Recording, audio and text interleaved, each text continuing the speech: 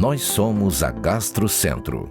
A saúde é o que temos de mais importante na nossa vida e quando precisamos cuidar dela, buscamos quem tem experiência e dedicação. E é o que nós da Gastrocentro fazemos há 3 décadas, com base na inovação tecnológica, no atendimento humanizado, na reciclagem permanente dos nossos colaboradores e no corpo clínico formado por profissionais renomados. É por isso que somos referência nas áreas de gastroenterologia, hepatologia, endoscopia digestiva, coloproctologia e nutrição. Nossa clínica é reconhecida pela sua excelência no atendimento às enfermidades do aparelho digestivo. Nosso trabalho nesses 30 anos tem sido pautado em 3 valores: trabalho em equipe, tecnologia aliada ao conhecimento científico e medicina humanizada. Temos uma estrutura física acolhedora. Com prontuário eletrônico, as informações sobre os pacientes estão sempre disponíveis, podendo ser compartilhadas entre nossos especialistas. Nossos colaboradores se orgulham de fazer parte do nosso time e vestem a mesma camisa, o que resulta em um atendimento diferenciado. Estamos sempre atualizando as nossas práticas para tornar mais eficiente cada atendimento. Realizamos muitos procedimentos. Consulta em gastroenterologia, consulta em hepatologia, consulta em nutrição, endoscopia digestiva alta, colonoscopia, endoscopia das vias biliares, ultrassonografia endoscópica, cápsula endoscópica, estudo da motilidade digestiva, endoscopia terapêutica, teste respiratório para intolerância alimentar, endoscopia bariátrica, dentre outros. Contamos com uma unidade hospitalar em parceria com o Hospital Otoclínica para realizar endoscopia em crianças, colonoscopia em pacientes acima de 80 anos e procedimentos de endoscopia terapêutica de maior complexidade e risco. Conquistamos a excelência e o reconhecimento da sociedade e do meio médico com muito trabalho. E nosso compromisso será sempre o mesmo: cuidar bem do seu aparelho digestivo. Nós somos a Gastrocentro.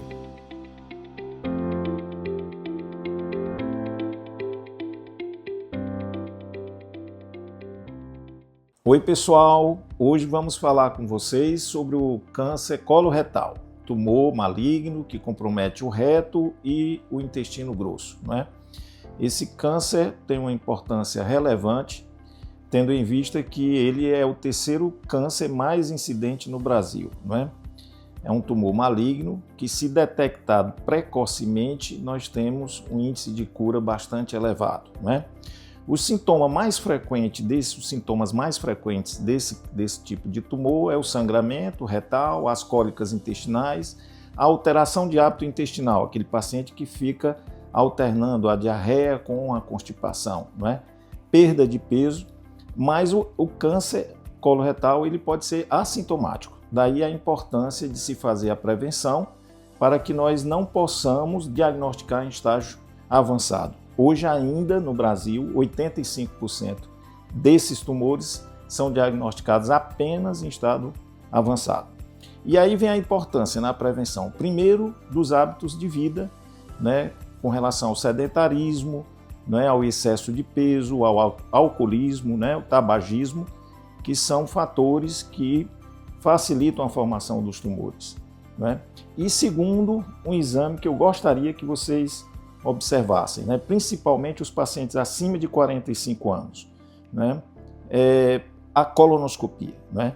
A maioria desses tumores, eles surgem de pólipos, que são lesões verrugas do intestino, que podem ser perfeitamente ressecados com a colonoscopia, né? E aí você faz a prevenção segura do câncer do intestino. Então é um procedimento simples, feito com anestesista, certo? É um procedimento que leva ali de 5 a 10 minutos, né? O paciente sai bem, vai para casa bem, e você passa então a fazer de 5 em 5 anos. Lembrando que os pacientes que têm pai, mãe ou irmão com câncer de intestino, essa idade muda. O ideal é que você faça numa idade, 10 anos antes do caso do pai ou da mãe. Então, se você tem um pai que teve um tumor de intestino ou um irmão aos 40 anos, é interessante que você já faça a colonoscopia aos 30 anos, né? E a colonoscopia ele é o padrão ouro para esse rastreamento, porque você consegue, através da colonoscopia,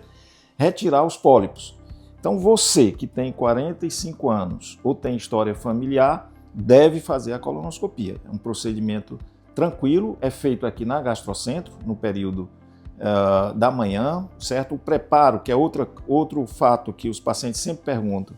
O nosso preparo é um preparo simples, o paciente começa a fazer o preparo a partir de 5 horas da manhã, 8h30, 9 horas está fazendo o exame com tranquilidade, né? Os pacientes acima de 80 anos, nós fazemos no nosso setor hospitalar, na otoclínica, assim como as crianças ou os pacientes deficientes, né? Portanto, para a prevenção do câncer intestinal, nós recomendamos reduzir peso, acabar com o sedentarismo, reduzir a ingesta de produtos processados, ingerir uma maior quantidade de fibras e fazer a colonoscopia regularmente. Olá, eu sou a doutora Olivia Duarte, sou médica gastroenterologista e hoje nós vamos conversar um pouquinho sobre prisão de ventre, medicamente conhecida como constipação intestinal. Você sabia que nem toda constipação é igual? Existem as constipações primárias e as constipações secundárias. Secundária quer dizer que se deve a algum outro problema que às vezes nem é do intestino, como por exemplo alterações hormonais, medicações que você pode estar utilizando e até mesmo alterações anatômicas do seu intestino ou de outros órgãos abdominais. Já a constipação primária, que é até mais comum, ela pode se dever a um funcionamento lento do intestino, mas ela também pode ser causada por alterações do assoalho pélvico, a força para ir no banheiro ou até mesmo a dificuldade de relaxar.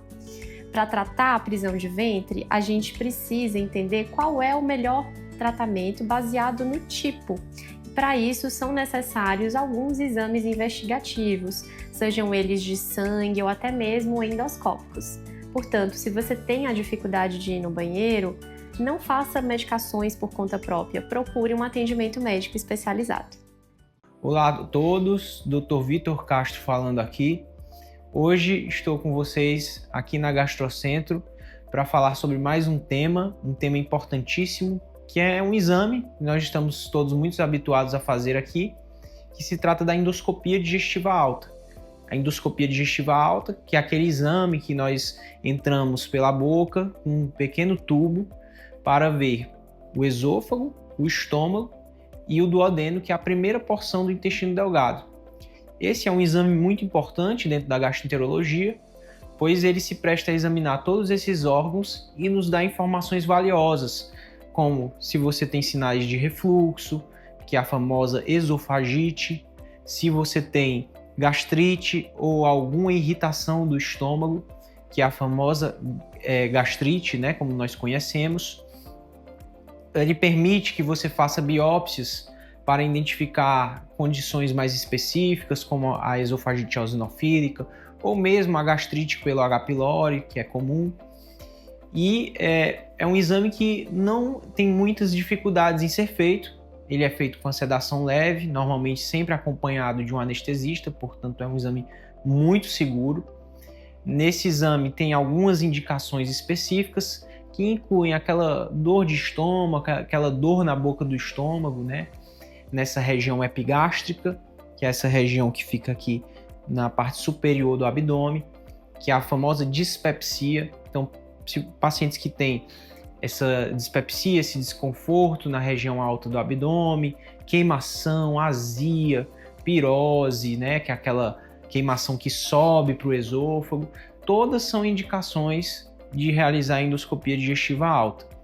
Além, claro, de investigar uma série de outras condições, como a intolerância ao glúten, que é a doença celíaca, como a gastrite pelo H. pylori, que eu já citei, dentre outras. Se você tem alguma das queixas que nós comentamos agora, procure seu médico ou seu gastroenterologista e consulte a informação, a opinião dele, para informá-lo se você tem necessidade de realizar esse exame, sabendo que é um exame completamente indolor, feito com sedação e que não traz normalmente nenhum desconforto adicional ou maior?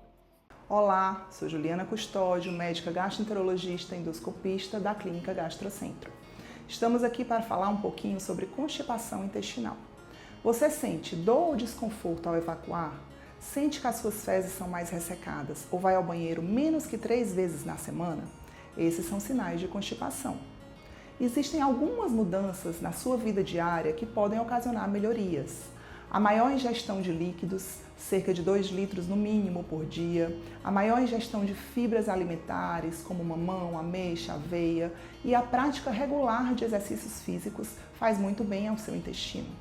Mas atenção, caso seus sintomas não melhorem com as mudanças ou caso você perceba dor abdominal, sangramento ou perda de peso, de repente está na hora de fazer uma investigação mais aprofundada com exames mais específicos como a colonoscopia. Nós estamos aqui para lhe ajudar. Converse conosco. Olá, eu sou a doutora Giovânia, anestesista aqui do Gastrocentro, e hoje eu vim falar para vocês um pouco sobre a sedação do exame de colonoscopia. Gostaríamos de desmistificar esse receio que muitas pessoas têm de realizar a colonoscopia. Ela é feita com um sedativo, onde o paciente não sente nada, nenhum desconforto durante o exame e estará dormindo e também não vê nada do exame, sendo assim um procedimento bem tranquilo. Logo após o término da colonoscopia, já acontece o despertar e fica mais uns 20, 30 minutos na nossa sala de recuperação até estar apto a ir embora. Então, veja que é um exame tranquilo e venha marcar o seu exame conosco. Estamos à disposição. Sabe aquela sensação de estômago alto, empachamento, dor depois de se alimentar? Pois é. O termo médico para isso é dispepsia, mais conhecida como má digestão. Na verdade, isso é um sintoma de algumas condições que a gente pode diagnosticar por meio de uma consulta direcionada, do exame físico do paciente e, claro, da realização de alguns exames, sejam eles exames de sangue ou até mesmo e principalmente exames endoscópicos como a endoscopia digestiva alta. Por meio da endoscopia, a gente consegue avaliar toda a parte interior do estômago e o início do intestino delgado, que é o duodeno, e conseguimos avaliar se existe alguma gastrite e fazer pesquisa de bactéria no estômago, como H. pylori. Além disso, a gente precisa excluir algumas causas menos óbvias, como pedra na vesícula, por meio de ultrassom, e até mesmo alterações da motilidade do estômago, secundárias a causas menos aparentes, como problemas de glicemia e de tireoide. Se você tem esse desconforto depois de se alimentar, saiba que isso pode ser resolvido.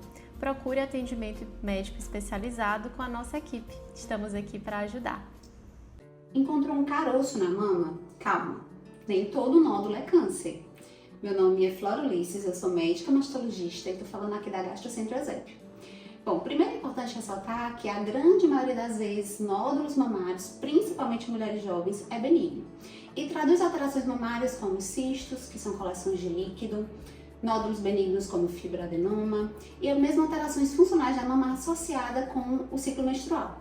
Mas, quando esses nódulos aparecem de forma repentina, com crescimento progressivo, com endurecimento local, acompanhado de alterações da pele como retração, alteração da coloração da pele ou descarga papilar, ou seja, saída de secreção pelo líquido do peito, precisam ser investigados. Essa investigação é feita em consulta, com anamnese, ou seja, uma conversa bem detalhada, associada muitas vezes com exames de imagem, ultrassom, mamografia, às vezes ressonância. E de preferência com um médico especialista, no caso um mastologista especialista em mamas. Na dúvida, não fique angustiada, agende sua consulta e vale a pena sim investigar alterações que aparecem nas suas mamas. Olá pessoal, vocês sabiam que mesmo com um ultrassom normal você pode ter cálculos na vesícula? Esses cálculos não são aqueles cálculos que você habitualmente vê no ultrassom, grandes, que medem 1, 2 ou 3 centímetros. Tipicamente, o cálculo que passa desapercebido no exame de ultrassom são aqueles cálculos muito pequenos que a gente chama de microcálculos, e esse é o tema que eu vou falar hoje aqui com vocês. Os microcálculos são diminutos, pequenos cálculos que ficam ali dentro da vesícula.